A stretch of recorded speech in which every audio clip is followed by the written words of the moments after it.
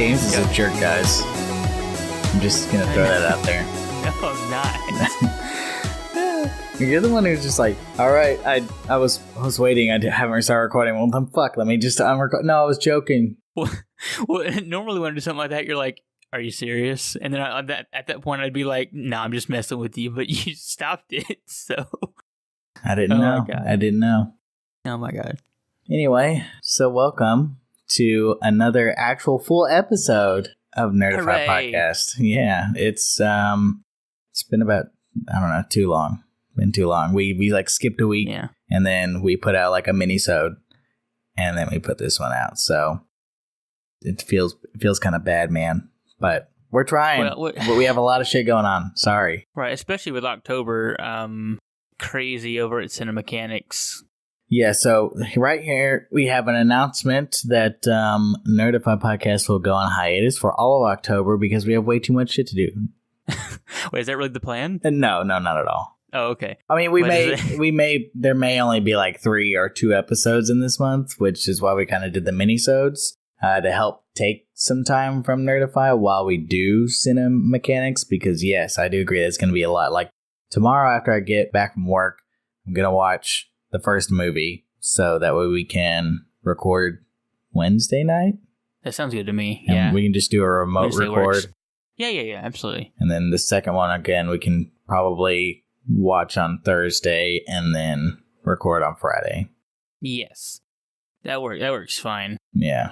Yeah, so just like a reminder for all you guys, if you haven't already, head over to the Facebook page and vote on the one of the 3 films for the end of the month. We couldn't decide. There was too many of them, so we had to put one of the last shows up to a vote to see which one you guys wanted to see instead of just, leaving them to chance, Right. So it's up to, I think the voting's up till the 20th of this month, October, and then we'll announce the winner and all that jazz and do our thing. We've got plenty of likes on the Facebook page, like over 100 now. Yeah, it feels pretty good. Yeah, and we seem to have pretty decent, like, interaction.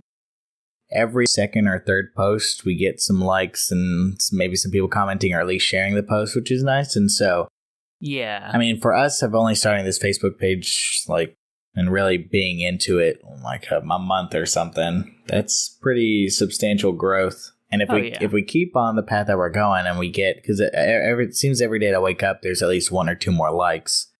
If we keep going at the rate we're going, we could be at like 200 by the end of the year, and then maybe like this time next year we'll be sitting at close to hopefully maybe like 1,000. We'll see. That'd be very interesting to see. I've never grown a Facebook, really any online community, so it's really neat to actually see something like this come together and grow the way it has, and actually get a little bit of interaction. And it's interesting to see these people come in. Yeah, and just have a conversation, sort of as much as you can on a Facebook page. Yeah, I always have to keep myself kind of, I don't know, kept back from the expectations that I want for this podcast and the channel and the Facebook page and everything, because everything that I experience on YouTube and podcasts and Facebook, I always have at least several tens of thousands of likes or views, or, of course, some of the people I watch, they have millions of views. And to get to a point where you can have millions of views on every single thing that you create is a big task to ask, right? Right. Whereas if you're just, for me, like, I have to keep telling myself, if we get to a point where we have 1,000 people constantly listening, like if every video we make gets 1,000 views easily, and then sometimes they get 3,000 or 4,000, I will be happy with that success. I'm not going to sit there and just be like, man, we only got 2,000 like views or listens or whatever. That for me is phenomenal, because you have to think about it. It's just like, do you even know 2,000 people? You probably don't. You probably only know about maybe 200 people in all. And then honestly, there's probably only about like 50 or 60 people that you could name. And whenever you get to that latter half of that 50 or 60 people, you're going to really struggle to remember their names. Oh, yeah, definitely. So you have to think about like 2,000 people. Like, I don't know. Here, I'm about to look up some shit and see what the population of cities in Arkansas with population of 2,000. Let's see if we recognize. This is not what I wanted. I did that and it was just like Little Rock. It's got 183,000 people. Like that's nowhere close to what I wanted. Maybe this will tell me. Either way, maybe the top 50 because I mean it hits number 4 and it's already only 58,000 people. So surely there's not that many. Let me see. Well, Jacksonville, which is really close to Little Rock, that's only 30,000 people. That's not terrible. Man, I just wish it would. Maybe this'll help me. Nope, of course not. What is this even like? I don't understand what the fuck. Okay. What are you even looking at? I don't even know, man. Okay, let's I'm gonna find Percy, Arkansas. There we go. How many people are in Percy, Arkansas? Really? It doesn't even tell me. Like 3. I click on it, it's just like, here's some information about it, but not the population, which is what you're looking for. Create an account to receive the population. Right? Oh my god. Okay, yeah, fuck this. Okay, list of cities and towns in Arkansas. Maybe this will have a population thing. List of list of municipalities by population. So municipalities. I like that word. Okay, here's one that we know. El Dorado, right, however you want to say it, right? And Forest City. El Dorado. Yeah, what the fuck? No, it does not. Okay, people, I'm clearly having all sorts of problems with Wikipedia here. Okay, here we go. Population. Let's go to a town with 2,000. You said here we go like you had it like 4 times now. So hey, man, actually have this is all live, but pre-recorded, but live while pre-recording it. Okay, so a population, Judsonia and Austin and Eureka Springs, those towns have 2,000 people. All right, so you know those towns, right? Have you ever been to any of those towns? Probably. I think I have. I think I've been to the Springs one. What'd you say? Eureka Springs? Eureka Springs. Yeah, I think I've been to Eureka Springs. What about Star City? I've been to Star City. Okay, yeah. So Star City is 2,200 people, but imagine the entire city of Star City or Eureka Springs listening to us. I don't think the entire city has internet. Well, again, I know what you mean. Yeah, I'm just saying that it's a kind of a backwoods sort of city. Yeah. I'm trying to see if I can find. I don't know. Anyway, you can cut the shit out of that whole part of me trying to find that shit. Just I'll give it to you. Okay. Because I will like chop that shit way down. Anyway, yeah, instead of this being a 10-minute intro, it'll be like a 3-minute intro. Because I've cut all my bullshit of just being like, what the fuck? So before we actually get into all this, have you heard Lil Dicky's new stuff? Licky Dicky. Lil Dicky. Little Dicky. He has new stuff? Well, I mean, okay, no, yes and no. Brain has new stuff featuring Lil Dicky. Man, you can't tell me that shit. No, I can. No, because him being featured is not the same. No, but did you hear what I said? Brain, like I know Brain. Okay, I did know that. It's all Lil Dicky. Calm down.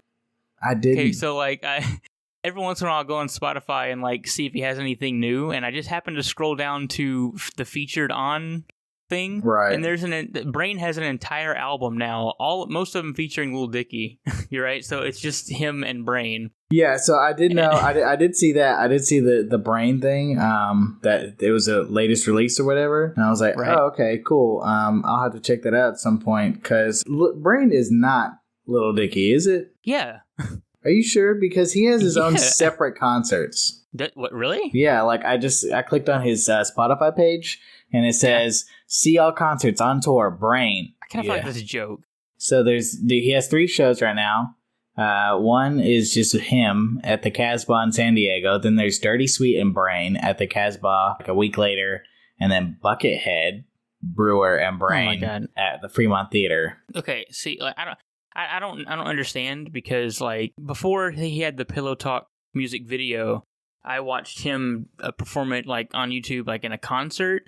And when Brain does his part, Lil Dicky literally turns around and just puts the microphone up to the back of his head, and I guess he has that part pre-recorded. So I don't understand. Oh, whenever he does it live? Yeah, the one video I watched, the only one I could really find of him doing Pillow Talk live, That's all he did during Brain's part was just turn around and put the mic to the back of his head, and it just did Brain's part. That's pretty funny, and I guess he's going to be doing shows where he's just going to come up on stage and turn around and have his head be pointed at the mic, and it's all pre-recorded, because... right, and then he turns around and does his feature part by himself.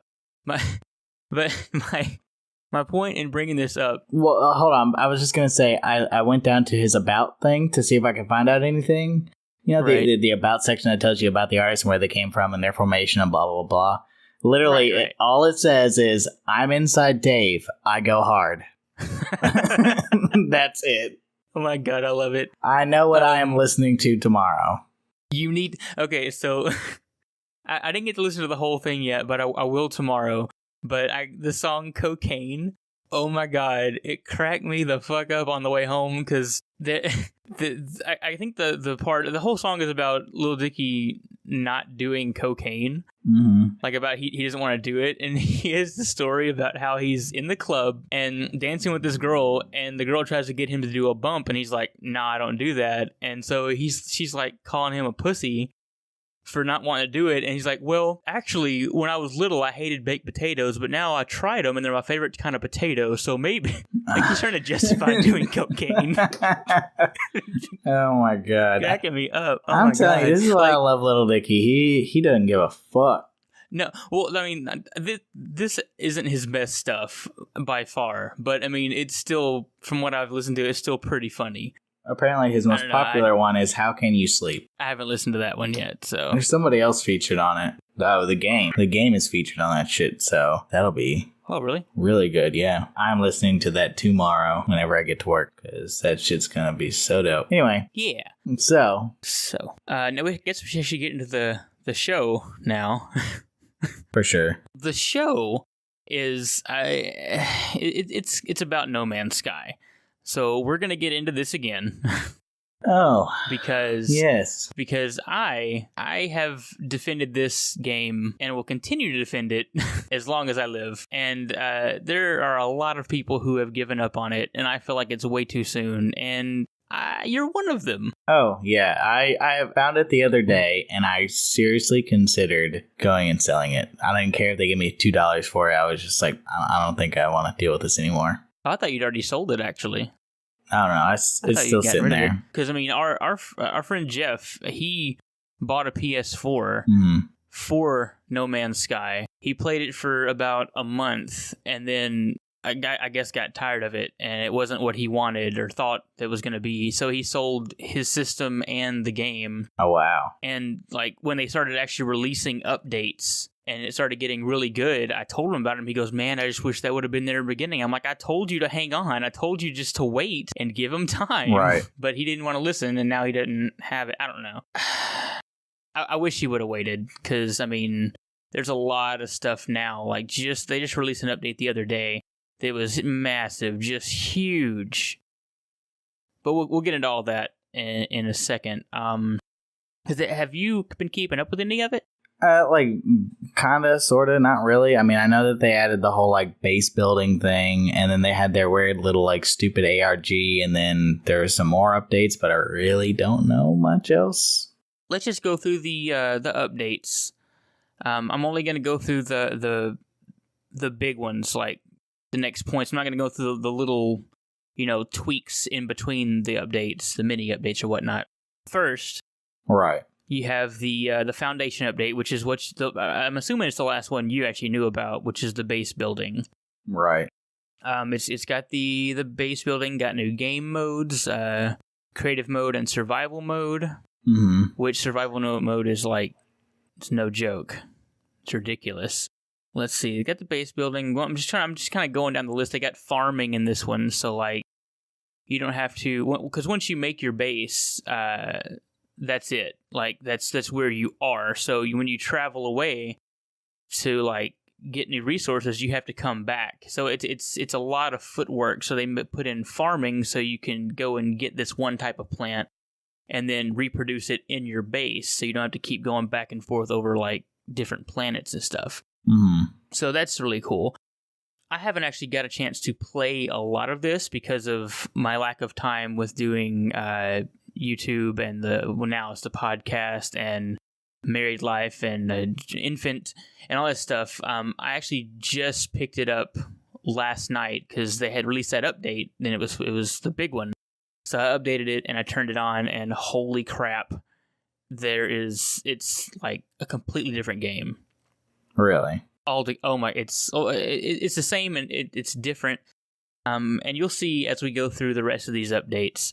Well, before we hit the second update, I do want to say, so I get that they're trying to make all these updates happen to add more content to make the game seem that much more appealing, to hopefully bring back an audience and all that other stuff. But then I feel like it's kind of a little too late unless the game becomes spectacularly good and people are just like, oh no, bro, you got to pick up No Man's Sky now. Oh, it's so fucking good. It is a way better game. It's like Minecraft 2.0 or something, and that may get people like marching back. But anyway, my point is more that I feel like they're gonna have to change the philosophy or something of their game, because before, the whole point of the game was you're doing all these things to get to the center of the universe, right? That was your ultimate goal, was to get to the center of the universe. Yeah, there is, yeah. And so I like the base building is fine, but then whenever you said yeah, and so that's where you come back to, I'm just like, but you don't want to come back there. You want to get to the center of the universe. So now they're changing how you approach the game completely, which is fine. But it's just now that I feel like they're gonna have to do one, two things: either make an end game kind of result, right, where people feel like they're done. Like Minecraft, they have their story mode. Right. And you can get to the end and you can fight the Ender Dragon, then you win. But then you can go back and you can just keep doing what you were doing before, right? Right. Yeah. And I feel like even though some people had problems with Minecraft's, story mode, and they didn't really like where it went, and they felt like, oh, it's kind of anticlimactic. But at least it's if you decide to do it type thing. You work towards that goal and you feel like you accomplished something. Whereas with No Man's Sky, I feel like you have to work a lot harder for such a big letdown. Yeah, I can agree with that. But it's funny you bring up Minecraft, because there are so many ways to play a game like Minecraft. And I feel like they added story mode for that, like you said, sort of a complete feel. Like you have so there's people who want to play that want that in game. They want to be able to see the credits and whatnot, and it's like they accomplished something. I've never been that person in games like Minecraft. Like, I thought it was cool they added the end, but I've never felt. I still don't have the, what do you call it? I don't want to see the end of the game. It doesn't matter to me. Well, and I agree in terms of Minecraft. What I'm going more for is that single player experience, right? So if you play Minecraft by yourself, right, and you're not doing creative mode, if you decide to, you can go through that whole process, and that does take time and a lot of exploration. And you do a lot of cool things, and you can do a lot of like crafting and stuff to make your journey to the end easier. Which again, it's not the most satisfying thing, but it's an option. But I feel like, of course, the strengths of games like Minecraft is the ability to play with other people, because it's so open-ended and you can do so much. Being able to play with a community makes it a vastly more enjoyable game. And I think that is where the flaw of No Man's Sky is that right now it doesn't really have multiplayer. You can see other players now at this point, but they're just floating orbs, and you can't interact with them. You can't see them change anything about your environment. They're just there, and that's it. And that's kind of all right. But I'm saying, like, for me to really want to get back into No Man's Sky is when they get to a point where, it's like, hey, you and I can go and we can find each other in this massive galaxy. And whenever we do, we can make that our goal to find each other. And then whenever we do, we can get together and we can build an empire, or we can build on this planet. We can do this and we can do that. We can start a trade. And to do that kind of stuff would be like super fucking dope. And it's kind of funny because as I'm describing this, my brain's going to like EVE Online, where you can do very similar things. But I think EVE Online is so daunting in its economy that it's just, I feel like if you're like, I'm going to play EVE Online, you're basically saying, I'm going to give up the rest of my social life.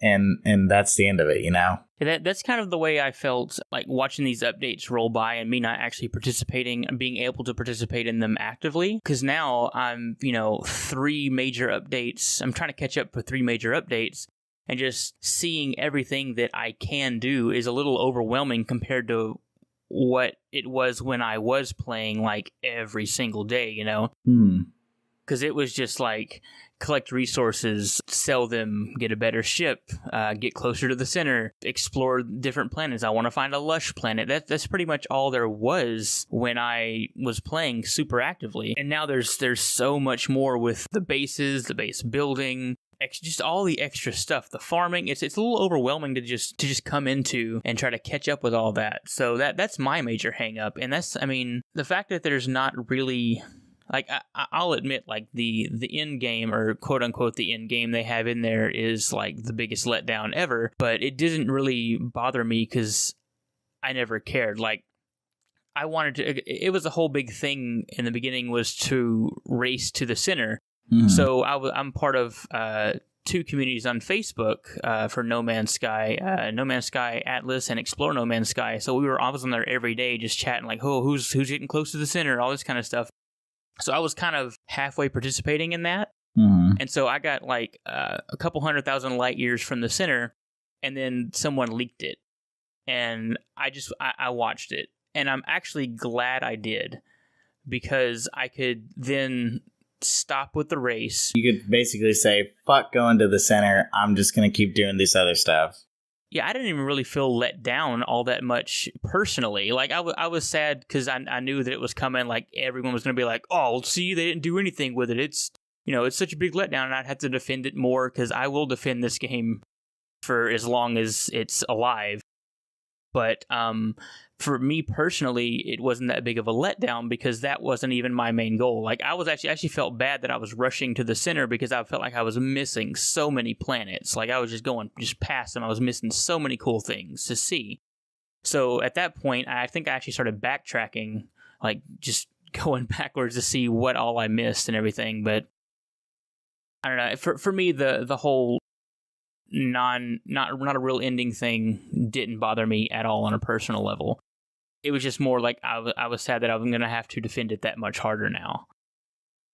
Right, and so this is where like my gripes with the game come, is like it didn't have enough during gameplay, because I played it, and at first I loved the exploring, I loved the crafting, I loved the searching for stuff. It had that same appeal to me that Minecraft did at the beginning, and I loved that you got to sit there and discover all these relics, and you got to discover how to, like the fact that you actually have to like learn a fucking alien language, like one word at a time, to me was just like the dopest fucking shit, like the coolest mechanic that a lot of people probably never really thought to do or are really committed to.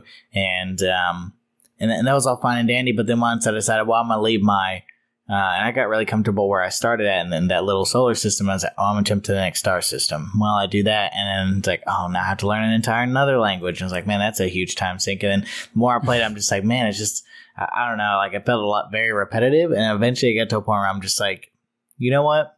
I just, there wasn't enough hook there for me to keep doing the small things like that, so then it just became, I'm just going to grind my way to the center, because I would at least like to beat the game. And then at some point, if I decide I want to do a lot of exploring or something, I can always come back to it later. And then I did get to the center, and was extremely let down by the whole thing.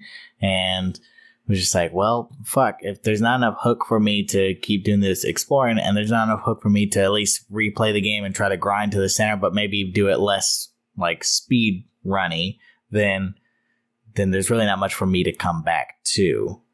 So that was my only like grind with the game. Is that if it had, like, I understand where Jeff is coming from, because if it had enough hook there at the beginning, even if, like you said, if you saw the end and I was like, that's a little disappointing, but I love playing the shit out of this game, then I wouldn't have minded as much. Right. And I actually think that was the one of the final straws for him, was that when the ending got leaked, he watched it and was just so frustrated, because I think he was like looking forward to that. But I mean, when he told me he was thinking about selling it, I was really trying my best to talk him out of it. Just like look, just give it a few more months. Just don't sell it. Just, you don't have to play it. Just give it a second. Let them, because they said they're releasing updates. I mean, it took them a while, but I'm really glad that I honestly, I would have been totally fine if they would have said, you know what, we're going to delay the game by 1 year, because we're just not ready. We don't think the game that we're going to be releasing is anywhere close to what we promised you. And even in a year, we don't think it's going to be there, but it will be much further along. We think it will be a much better game. I would have been totally fine with that. And if they would have released it right now which I don't know what the other two updates are, but I'm sure this would have been fine. If all these big updates that they've done were shoved into the at first bit of the game, like the actual what you got on release day, I could see myself sticking around for way longer than I did. Well, see, here's what I think a lot of people who are in your position, I don't think they quite I don't know if they think about it, but the reason No Man's Sky was able to do as much as it did is with Sony's money. So Sony got exclusive rights to the console version of the game, and they helped fund the team and whatnot, which means that they had to stick to Sony's deadline. So I feel like Sony really pressured them to really crack down on a release date, and I managed to push it back a few times after that, but I feel like funding would have gotten cut had they pushed it back anymore. So I feel like they were forced to release it with what they had, and I don't think they wanted to do that. But well, I agree that some of this is kind of Sony's fault, probably for pushing it so hard, and that's it's frustrating.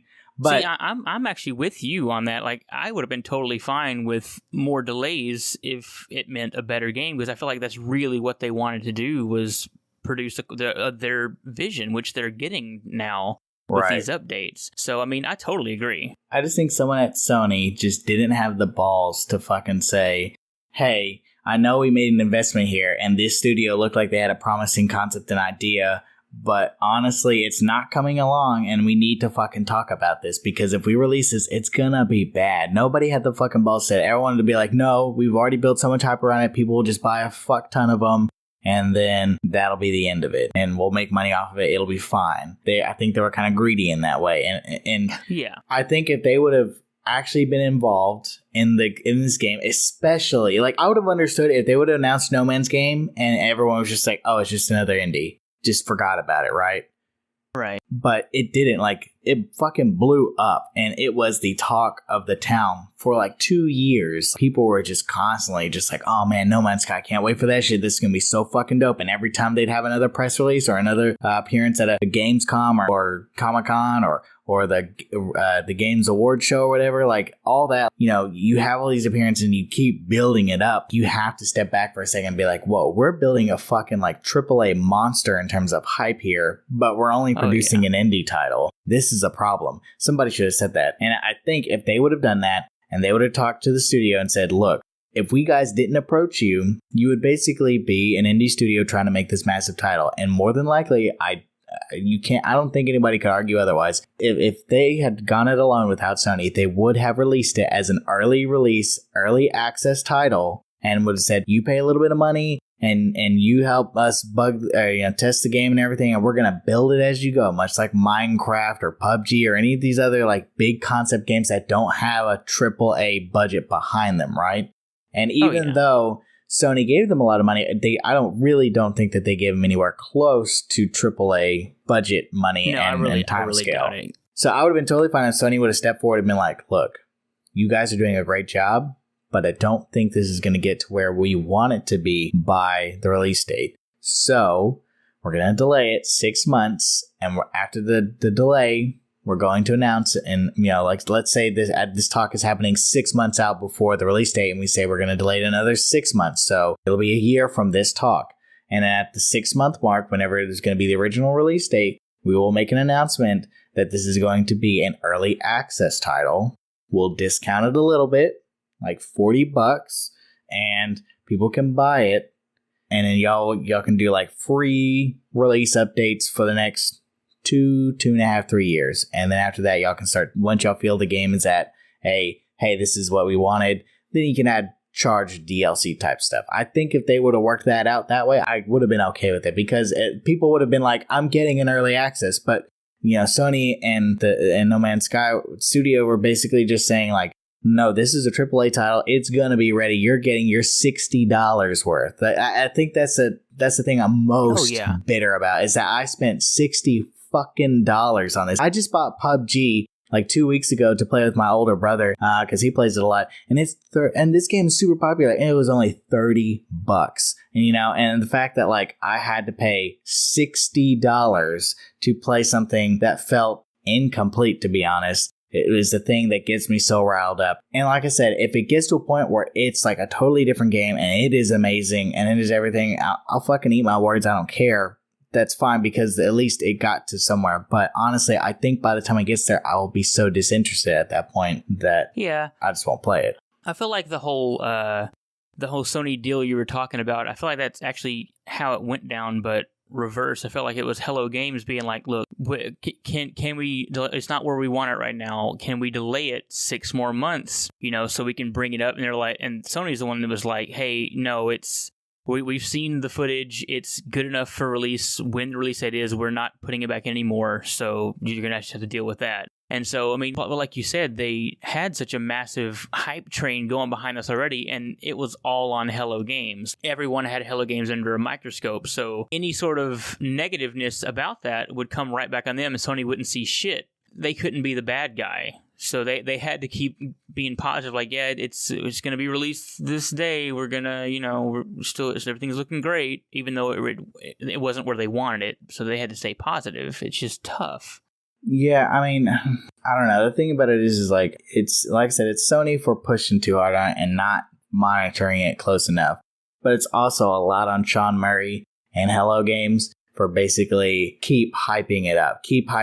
And he had plenty of chances in interviews to say, yeah, we had talked about this, but these will be, we've decided that these will be features that will be added later on. He did do that a few times, actually. But they weren't for things like being able to meet other players and being able to trade with aliens. If you decided you didn't want to go to the center and you wanted to just become a tradesman and start your own trade empire, you could do that. Or you could jump into the middle of wars and affect the wars and everything. You couldn't do any of that stuff. You could interact with aliens in terms of learning their language and learn random things. You could go to them and buy and sell stuff from one alien. You couldn't go to like a merchant ship and do that stuff. If he would have said, this is what we plan on doing, it will be at a later date than the release date, but they are features that will be coming in the following year after release. That, I think if he would have just said that one small thing, that would have been enough to satiate people from having such a visceral reaction to it. Right. Well, I mean, you could do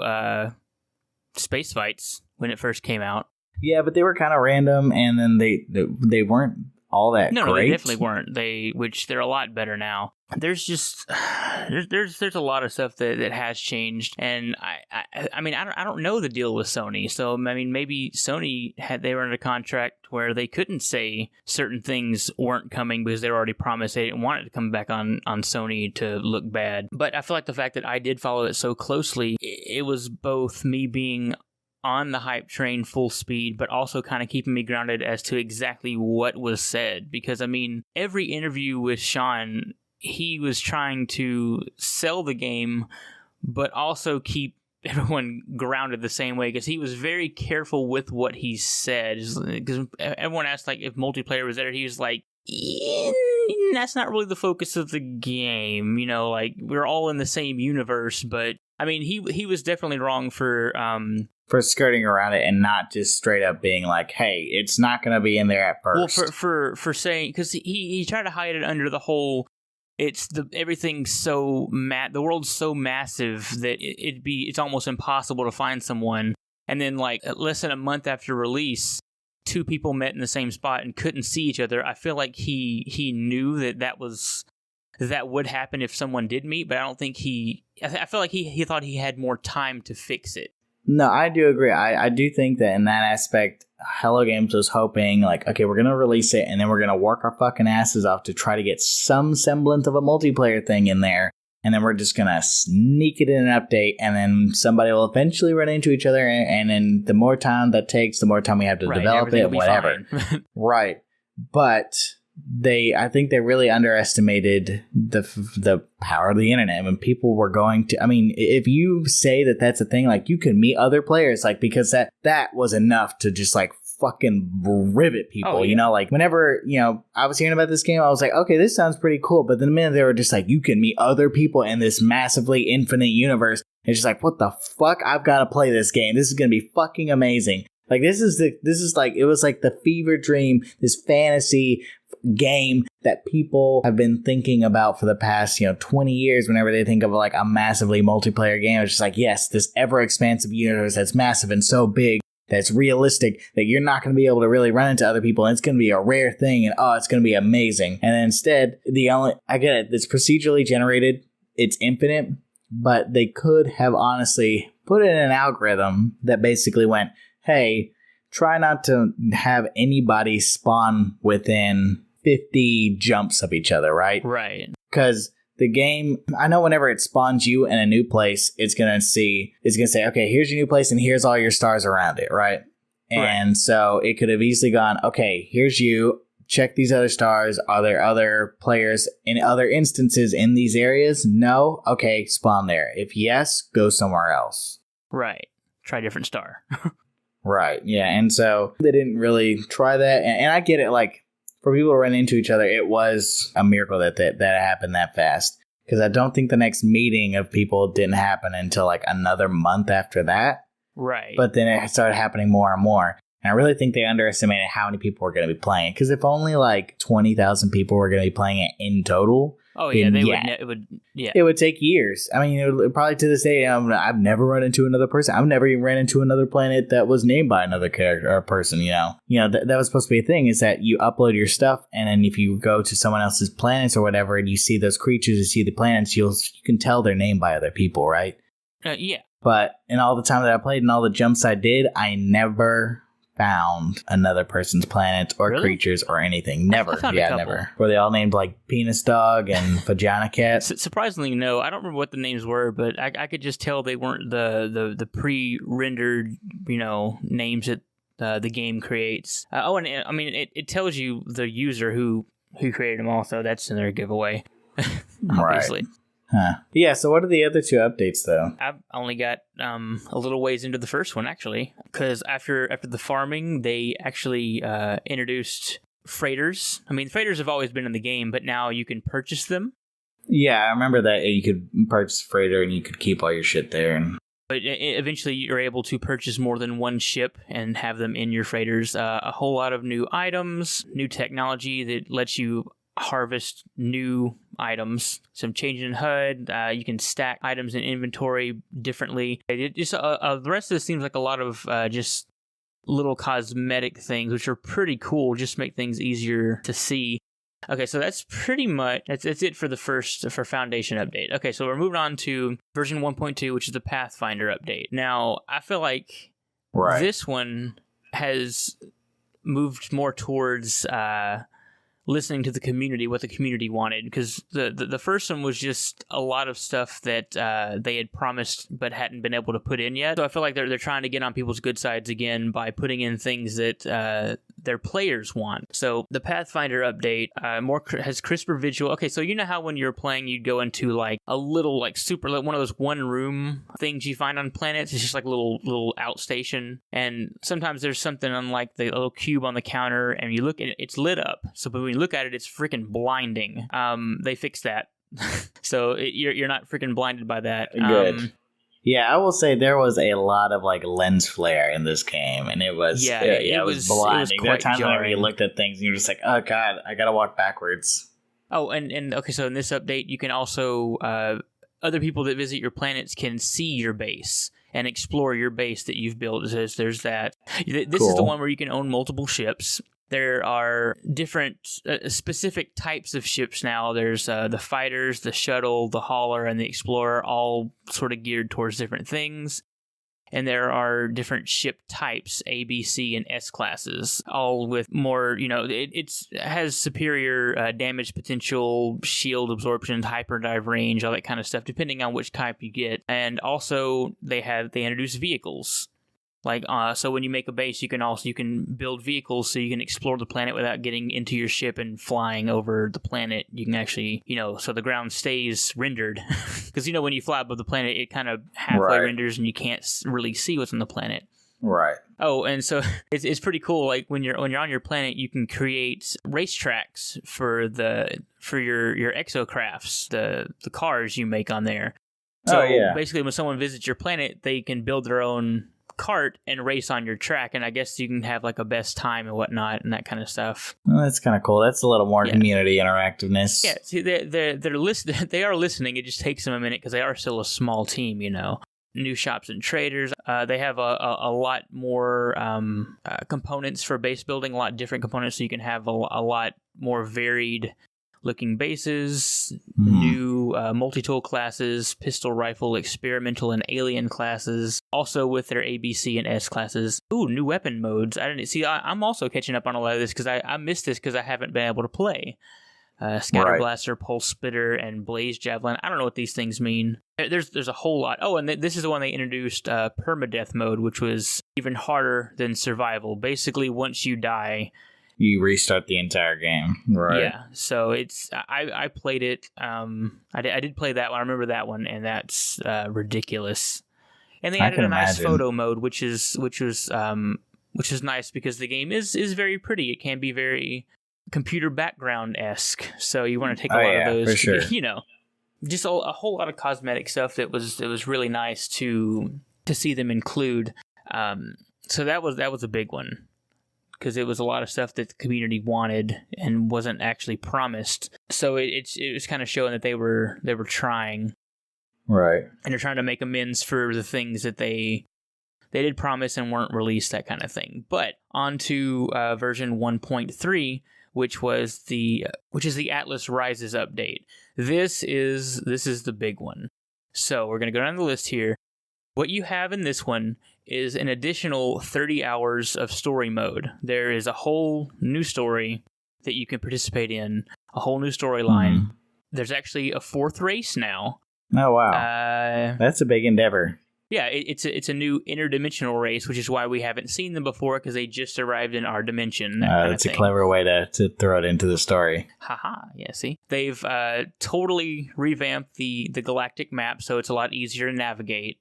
I'm looking at it right now, so like you zoom out, and the star you're on is front and center, and then you have rings around it. I guess it's showing the orbit of the planets that are there, and then it has offshoots to different solar systems. So I can tell already it's... Oh, and if you... the planet you're on, it actually gives you a breakdown of what the domestic life form is, like, the Gek, the Viking, that kind of thing. The conflict level in there, and then what kind of economy is in there. So you can kind of judge before you jump in. Is this a planet or solar system that I need to be in to accomplish whatever goal I'm trying to accomplish? Right. They added, the variety and visual quality of planet biomes has been improved, so they added a lot more variety to planet biomes, and there's also, it says, explore rare new exotic planet types. So there are extremely exotic planets on here now. So this is something I've been waiting on, and I'm super excited to actually find one, because they showed it really, really early on in a concept video, but you can now find crashed freighters on planets and actually explore them and get a lot of loot from them. Oh, that's cool. Yeah, and also, so you also have to do some digging, because you can also upgrade your multi-tool with a terrain manipulator.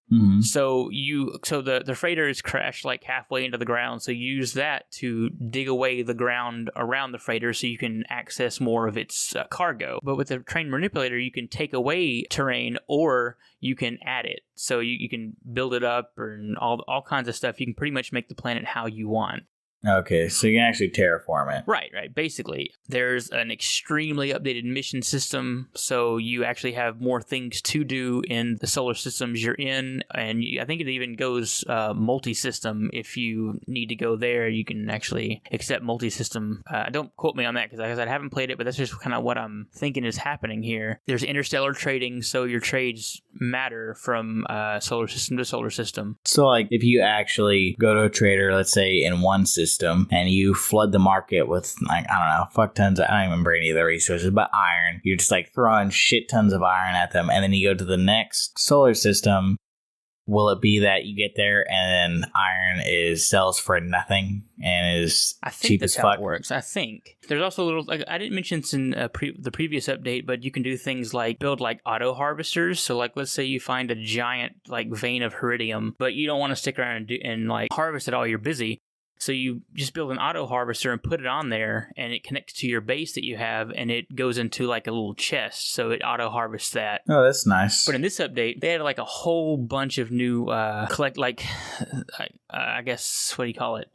Can't think of the word right now. Resource collection. That's the word, resources. There's even a gas harvester, so you can collect resources from like the atmosphere on a certain planet if there's any good resources there. There's a whole lot of stuff that they keep adding. Star systems are now class based on their economic strengths and weaknesses. So yeah, like you scan a star system and it tells you that